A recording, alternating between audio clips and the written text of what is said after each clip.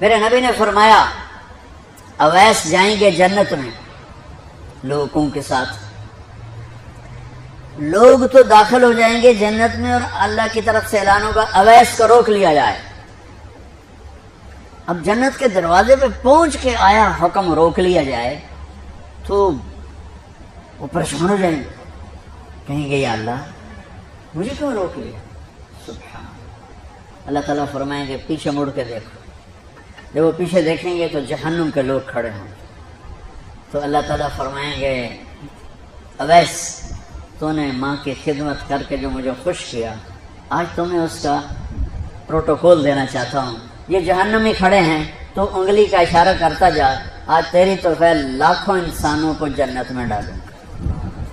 پیچھے عمل کیا ہے؟ جہاد، تبلیغ، تہجد، علم، سجدے، ماں کی خدمت۔ میں گیا ہوں اویس کرنی رحمت اللہ علیہ کے گاؤں گیا ہوں، ان کی قوم سے ملا ہوں، قوم کے لوگوں سے ملا ہوں۔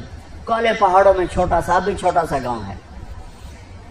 آپ نے کہا عمر تیرے دور میں ایک شخص آئے گا جس کا نام ہوگا اویس، اور وہ قبیلہ ہوگا مراد، اور اس کی سب کاسٹ ہوگی قرن، اویس بن عامر۔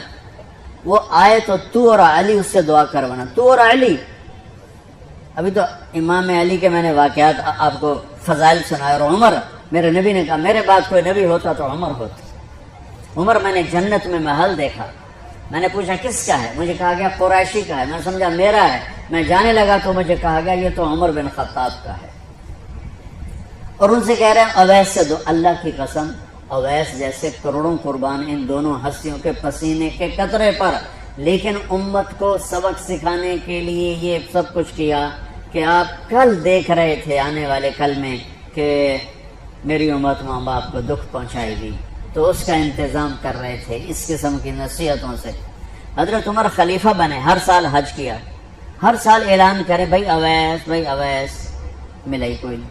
ایک سال آخری جو حج تھے، بالکل آخری نہیں، اس سے کوئی ایک یا دو پہلے، آپ نے سارے حاجی اکٹھے کر لیے اور فرمایا بھائی کھڑے ہو جاؤ، سب کھڑے۔ پھر فرمایا سب بیٹھ جاؤ، صرف یمن والے کھڑے رہو۔ تو چند ہزار یمن والے تھے۔ اچھا بھائی سارے یمن والے بیٹھ لو، قبیلہ مراد والے کھڑے رہو، تو چند سو رہ گئے۔ اچھا بھائی مراد والے سارے بیٹھ جاؤ، صرف کرن والے کھڑے رہے، کرنی، تو ایک آدمی باقی بچا، باقی سب بیٹھ گئے۔ تو حضرت عمر نے کہا تو کرنی ہے؟ کہا جی۔ اویس کو جانتے ہو؟ کہا جی میرا سگا بھتیجا ہے اور وہ تو تھوڑا ہلا ہوا ہے، آپ اس کو کیوں پوچھیں؟ تو حضرت عمر رونے لگے کہ نہیں، ہلا ہوا وہ نہیں، ہلا ہوا تو ہے۔ کدھر ہے؟ کہا جی اونٹ چرانے عرفات کی طرف گیا ہے۔ تو آپ نے حضرت علی کو ساتھ لیا اور دوڑ لگا دی عرفات کی طرف۔ عرفات پہنچے تو ان کو دیکھا ایک درخت کے نیچے نفل پڑھ رہے تھے اور ساتھ اونٹ چل رہے تھے، تو یہ دونوں آ کے بیٹھ گئے۔ تو آپ کو دیکھ کر، آپ دونوں کو دیکھ کر اویس نے نماز مختصر کر دی، سلام پھیرا۔ تو حضرت عمر نے فرمایا کون ہو بھائی؟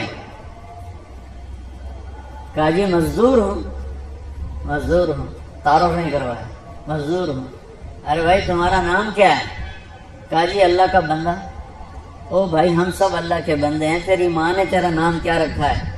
اب وہ تو جانتا نہیں تھا یہ کون ہے، وہ تو پہلی دفعہ حج پہ آئے تھے۔ وہ کہنے لگے بھائی کون لوگ آپ، کیوں میرا انٹرویو کر رہے ہو، کون ہو؟ یہ کون ہو؟ اس پر حضرت علی نے فرمایا کہ اویس یہ امیر المومنین عمر ہیں اور میں علی ہوں۔ پھر ان کو کرنٹ لگا اور وہ معافی مانگنے لگے کہ میں تو آپ کو جانتا نہیں تھا، مجھے تو پتہ نہیں تھا۔ تو آپ نے فرمایا ہمارے لیے ہاتھ اٹھا کے دعا کر۔ کہ وہ کیوں؟ کہ ہمیں ہمارے نبی نے فرمایا تھا کہ یمن سے ایک آئے گا نوجوان اویس، اس نے ماں کی خدمت کر کے اللہ کو اتنا راضی کیا ہوا ہے، جب وہ ہاتھ اٹھاتا اللہ اس کے ہاتھ خالی نہیں لوٹاتا۔ یہ آپ نے اس وقت حضرت عمر سے فرمایا کہ عمر اس لیے دعا کروانا کہ جب وہ یوں کرتا ہے تو اس کے ہاتھ خالی نہیں آتے۔ تو حضرت اویس کرنی رونے لگے، کہا جی میں آپ کے لیے کیسے دعا کروں؟